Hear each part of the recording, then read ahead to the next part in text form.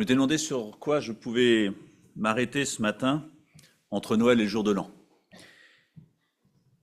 Et en fait, en lisant un conte de Noël écrit par un pasteur suisse évangélique, je me suis dit, tiens, je vais rebondir dessus parce qu'il parle d'un événement que nous avons sûrement tous encore en mémoire et qui a marqué les choses. C'est quand la belle cathédrale Notre-Dame de Paris s'est enflammée, a brûlé. Et en fait, c'était pas au lance-flamme que ça a démarré. On ne sait pas exactement, mais très probablement un petit truc de rien du tout. Et en fait, tout est parti en fumée. Et aujourd'hui, au mois de décembre, là, on a fêté la reconstruction. Voilà, toute belle. Et en lisant ce conte, qui reste un conte, bien sûr, je me dis, tiens, il y a des éléments intéressants pour nous, en lien avec la venue de Jésus, il y a 2000 ans, à cause de la nature qui est la nôtre, imparfaite. Est-ce que vous avez peur du feu? Le feu, ça brûle. Ça, vous le saviez déjà. Et j'ai bien peur que dans ce monde où on est entouré de tant de choses qui peuvent nous brûler les doigts. J'ai été attristé dernièrement par des responsables d'église qui ont chuté gravement, qui ont vécu des choses dures, difficiles. Et ça m'a rappelé que l'homme en lui-même, il est faible. Et que par nature, il est pécheur. Et qu'on doit prendre garde. Et que justement, Jésus est venu pour nous aider, nous délivrer et faire de nous une nouvelle créature. Alors bien sûr, on est attiré par ces petites choses qui brûlent, un peu de chaleur dans un monde triste, mais qui, comme cette belle cathédrale, peut tout consumer sur son passage. En été, on parle de ces grands incendies, parfois un mégot mal éteint, et des grandes forêts entières qui disparaissent. Le feu, ça peut sembler insignifiant au début, mais ça peut enflammer d'immenses forêts. Et c'est exactement le problème avec le péché. Un péché qui nous semble parfois insignifiant au départ, si petit, mais qui peut nous détruire. C'est ce qui s'est passé avec cet grand édifice. On ne sait pas exactement une étincelle, un mégot au départ, et tout un toit qui s'en est parti. Et je vais vous lire le conte il s'appelle J. Geiser, qui l'a écrit, et qui parle un peu de ces soldats du feu qui ont permis que cette cathédrale ne s'écroule pas. Et en fait, un petit parallèle avec Jésus, ce soldat du feu qui est venu pour nous délivrer d'un feu qui couvait en nous et qui aurait pu nous détruire. Je vais vous lire l'histoire.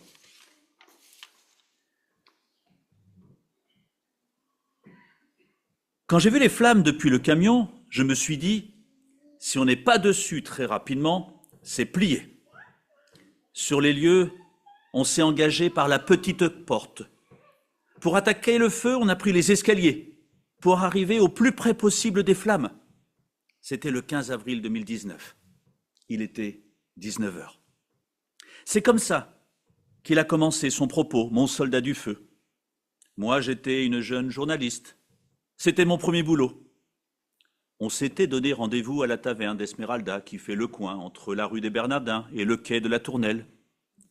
Durant l'entretien, je voulais avoir un œil sur elle, cette cathédrale. Évidemment, mes questions sur l'incendie de 2019 lui évoquaient des souvenirs. J'avais parfois l'impression de voir encore les flammes se refléter dans son regard.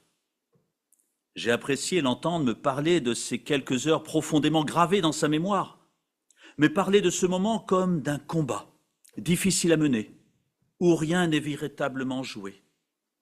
L'ennemi, c'est le feu, et c'est un ennemi qui progresse très vite. Je lui ai demandé s'il avait eu peur. Il a un peu éludé la question en me rappelant ses préoccupations et ses priorités face au feu, face au danger. On ne pense pas à la peur, on ne pense pas au risque. On se dit, ce feu, on va l'attaquer, ce feu, on va l'éteindre. Avez-vous craint à un moment de perdre complètement la cathédrale? J'ai eu peur qu'on perde l'édifice, oui. Surtout après avoir perdu la bataille de la toiture. C'était devenu une fournaise. Le feu s'étendait dans toutes les directions. Mais nous étions persuadés que la victoire était possible. On a engagé toutes nos forces, parce qu'il était inconcevable de repartir en laissant un tas de cendres derrière nous. Pour nous, ce soir-là, il n'était pas question d'être dans la défaite. Combien j'ai aimé cette détermination. J'ai commandé 2 cafés, une crème brûlée, ça l'a fait rire, et je lui ai posé une dernière question. Qu'est-ce qui est le plus dur à vivre pour vous? Il a réfléchi un instant et m'a répondu, le plus difficile, c'est que, à chaque fois, notre adversaire a commencé à courir avant nous. On se bat contre un ennemi qui a toujours plusieurs longueurs d'avance. Après avoir jeté un coup d'œil sur la cathédrale, toujours en chantier, il m'a souri et, dans un regard plein d'espoir, il m'a dit « On l'a sauvée et on va la reconstruire plus belle qu'avant. » On s'est fait la bise et il est parti. Et je me suis rassise. On était en décembre, il neigeotait dans les rues de Paris. J'ai commandé une boisson. J'avais envie de réfléchir, un peu, de fermer les yeux. À l'époque de l'incendie, je menais une vie de dingue, mais je me souviens que je m'étais arrêté quand le feu s'était déclaré. Je faisais partie de la foule fascinée et profondément touchée par ce qui se passait, et étonné, en même temps, de constater l'attachement profond de mon cœur à cet édifice en proie au feu. Voir cette cathédrale partir en flammes, ça m'a fait mal. Oh, je n'y étais pas allé plus que vous, non. Ce n'était pas un attachement personnel qui me liait à elle, ni la religion d'ailleurs. Il y a longtemps, très longtemps, que je n'allais plus à l'église. Mais là, devant cette cathédrale qui partait en flammes, c'est comme si on prenait conscience de tout ce qu'on lui devait, à elle, à ce qu'elle représentait, toute la richesse qu'elle contenait, et on se sentait coupable de l'avoir négligée. Un peu comme une grand-mère dont on sait très bien qu'on lui doit la vie, mais qu'on ne visite plus depuis longtemps, qu'on laisse seule s'éteindre à petit feu. Ce 15 avril, j'étais resté jusqu'à tard dans la nuit sur les bords de la Seine. Cela avait marqué mon esprit. Et là, ce soir, 5 années plus tard, le fait de parler à mon soldat du feu, ça m'a fait remonter à ma mémoire ce profond ressenti que j'avais gommé depuis. À force de remuer les cendres, j'avais retrouvé un peu de braise. J'ai repensé au christianisme, à ce qu'on m'avait appris, au Christ. C'était bientôt Noël, après tout. Je me suis dit, à Noël, j'ai le droit de penser à Jésus, non? Comme si j'avais besoin d'une validation pour me lancer dans cet exercice contre-culturel. Alors, comme ça, toute seule dans mes pensées, j'ai commencé à méditer sur l'incendie de la cathédrale, sur l'incendie de notre époque, sur l'incendie de ma vie. La cathédrale avait eu ses soldats du feu. Et nous, et moi, il était où, mon soldat de feu à moi? Ce soldat du feu courageux qui s'approchait au plus près possible des flammes, au cœur de la fournaise. Ce soldat déterminé à ne rien lâcher, quelle que soit l'avance prise par l'ennemi. Ce soldat du feu décidé à éteindre l'incendie de la colère dans ma vie et du mal dans ce monde. La serveuse m'a apporté ma boisson, commandée bien plus tôt. J'étais bien dans mes pensées. Je ne lui ai même pas dit merci. Je me disais, à Noël, Jésus s'est approché des flammes, en fait, par la petite porte, pour parvenir au plus près possible du brasier, au plus près possible des cœurs brisés, au plus près possible du cœur des hommes, parce que c'est de là que le feu part. Dans mon cœur, en tout cas, ça bourronnait depuis bien des années, à cause de plein de choses. Trop de colère pas éteinte. À Noël, Jésus s'est approché des flammes. Il était là, mon soldat du feu, motivé intérieurement par cette première trouvaille que, à ma grande surprise, j'avais trouvée pas si mal. J'ai continué. À Noël, par la petite porte, Jésus s'est approché du brasier pour attaquer le feu du mal à la racine. À Pâques, il est entré dans la fournaise, il a éteint le feu qui couve dans nos cœurs, le feu de la colère et de la haine, le feu du mal qui dévore tout sur son passage. À Pâques, il a éteint le feu de la mort. Il est sorti grand vainqueur du combat contre cet ennemi-là. Je n'avais jamais été inspiré comme ça, moi. Physiquement, j'avais les yeux fermés, mais intérieurement, il était écarquillé, Et j'ai poursuivi sur ma lancée. Pour éteindre ce même incendie dans ta vie, Sandrine, dans ton cœur, il faudrait peut-être que tu l'appelles au secours, ton soldat du feu, et que tu les laisses un accès, un libre accès, une porte ouverte. Alors j'ai prononcé 2 mots, silencieusement. La plus courte prière de ma vie, au feu, je lui ai dit. C'était adressé à Dieu. Il a compris. Dehors, les flocons avaient grossi. La température s'était adoucie. Mon cœur aussi, je suis sorti. En passant devant la cathédrale, je me suis fait cette promesse. Le premier Noël où la cathédrale est reconstruite, j'irai lui faire une visite. Joyeux Noël. J'ai trouvé intéressant ce conte. Alors ça reste un conte et tout. Mais je trouve qu'il y a tant de vérité sur la vie que l'on peut avoir. Et aussi, comment considérons-nous ce Jésus qui est venu il y a 2000 ans? Sommes-nous conscients de la délivrance que nous a accordée ce petit enfant né dans une étable la nuit de Noël? Et puis, sommes-nous véritablement conscients qu'il veut nous délivrer de notre péché? Sommes-nous conscients de ce que le péché peut provoquer dans une vie? Cette petite flamme. Et j'ai pensé à ce texte d'Ésaïe, chapitre 43, les 5 premiers versets, je vais vous les lire. Ainsi parle maintenant l'Éternel qui t'a créé, ô Jacob, celui qui t'a formé, ô Israël.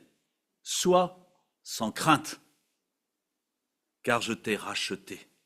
Je t'ai appelé par ton nom. Tu es à moi. Si tu traverses les eaux, je serai avec toi. Et les fleuves, ils ne te submergeront pas. Si tu marches dans le feu, tu ne te brûleras pas. Et la flamme ne te consumera pas, car je suis l'Éternel, ton Dieu, le Saint d'Israël, ton serviteur, ton sauveur. Je donne l'Égypte pour ta rançon, l'Éthiopie et Séba à ta place, du fait que tu as du prix à mes yeux, du fait que tu es honoré et que je t'aime. Je donne des hommes à ta place et des peuples pour ta vie. Sois sans crainte, car je suis avec toi. Le péché, le pompier, la délivrance. Oh, le péché. On peut vite prendre l'habitude de vivre avec un petit péché. Un petit péché. Oh, qui ne se voit pas. Un peu de chaleur dans ma vie. Un peu de plaisir. Oh, rien de grave. Comment un petit péché pourrait-il prendre possession de ma vie? Je saurais vite maîtriser ce petit péché. Est-ce que parfois on n'a pas eu un peu cette pensée? C'est pas tout à fait un péché. C'est pas tout à fait un feu, c'est une braise.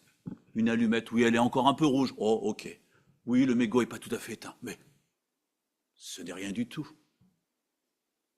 Un des dangers dans lequel aime nous faire tomber le diable, c'est justement de croire que je saurais maîtriser ce petit péché.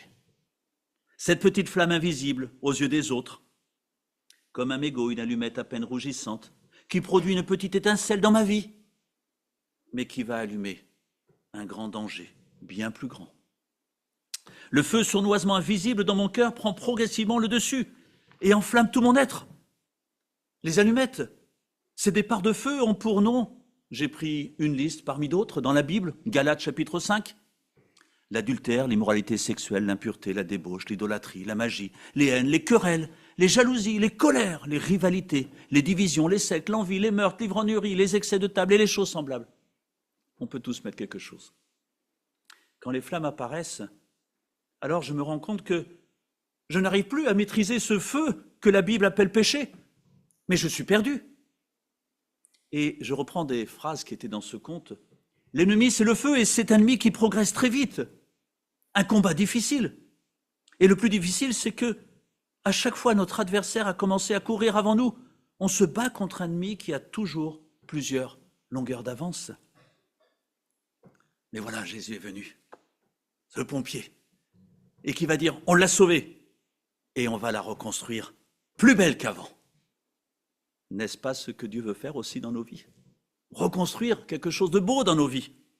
À Noël, j'ai bien aimé ces phrases, Jésus s'est approché des flammes, en fait, par la petite porte, pour parvenir au plus près possible du brasier. au plus près possible des cœurs brisés, au plus près possible du cœur des hommes. Parce que c'est de là que le feu part. C'est là que ça bouillonne. À Noël, Jésus s'est approché des flammes. Et il veut être notre soldat du feu, celui qui veut éteindre en nous, justement. C'est pour ça, en grande partie, qu'il est venu. Et à Pâques, il est entré dans la fournaise. Comme Michael l'a dit, on ne peut pas dissocier Noël de Pâques. En fait, à Pâques, il est venu entrer dans la fournaise. Il a éteint le feu qui couvre dans nos cœurs, le feu de la colère et de la haine, le feu du mal qui dévore tout sur son passage. À Pâques, il a éteint le feu de la mort. Il est sorti grand vainqueur du combat contre cet ennemi-là. Si Jésus a fait ce premier pas vers nous, c'est parce que, comme nous l'a rappelé ce texte d'Ésaïe, nous avons de la valeur à ses yeux. Que le vrai bonheur, le plaisir, n'est sûrement pas celui auquel on pense en priorité. Parce que contrairement au diable, Jésus veut nous libérer. Il veut nous voir heureux. Et il veut tout mettre en place dans notre vie pour éteindre ces feux qui, en fait, nous consument progressivement.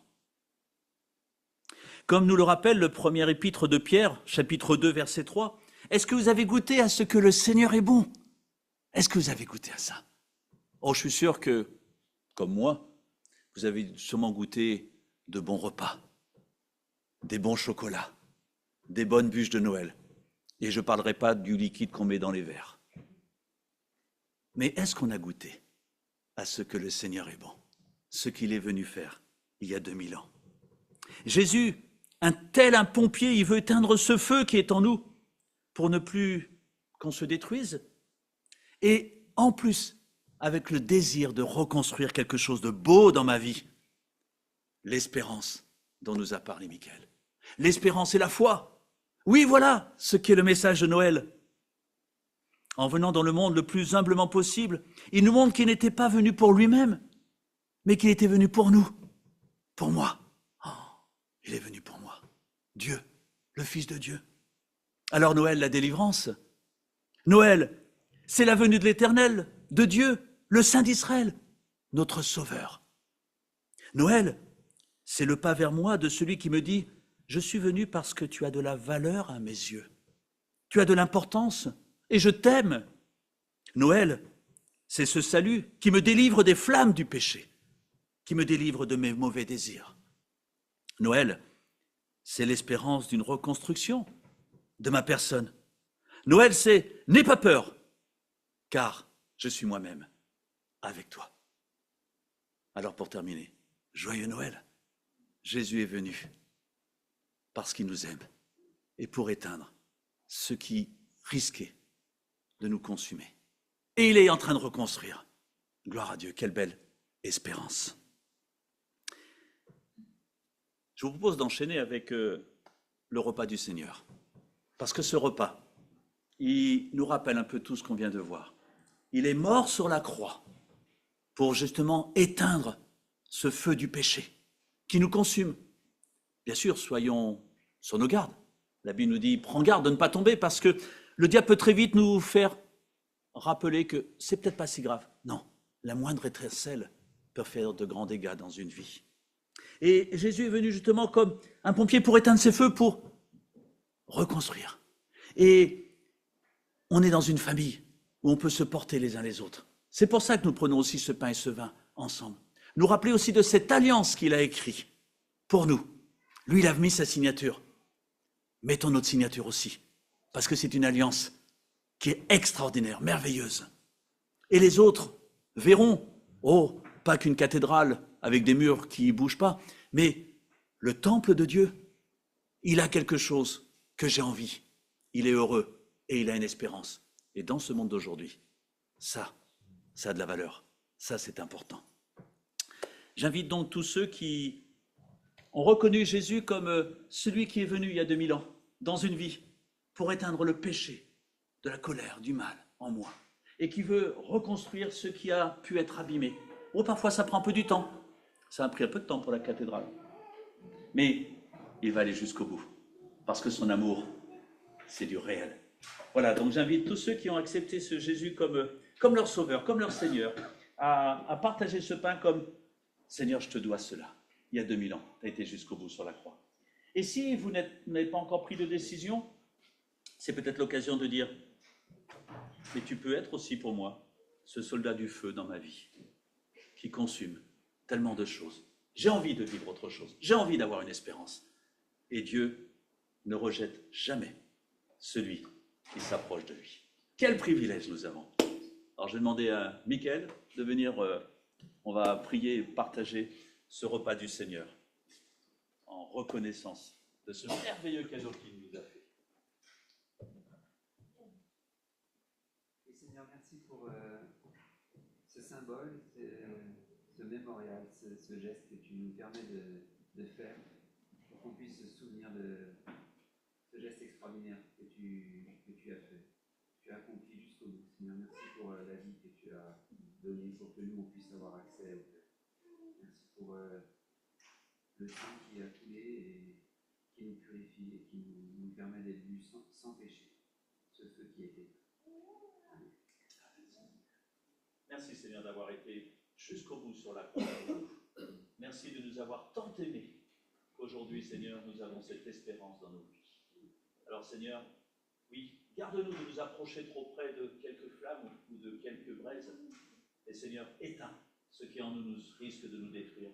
Et continue à reconstruire, Seigneur, ce que tu veux faire de beau dans notre vie. Oui, nous voulons goûter à ce que toi tu es bon. Et Seigneur, je te remercie pour cet amour et pour cette grâce. Amen. Pendant que les éléments passent, n'hésitons pas simplement dans notre cœur ou à haute voix à dire merci. Exprimer notre reconnaissance.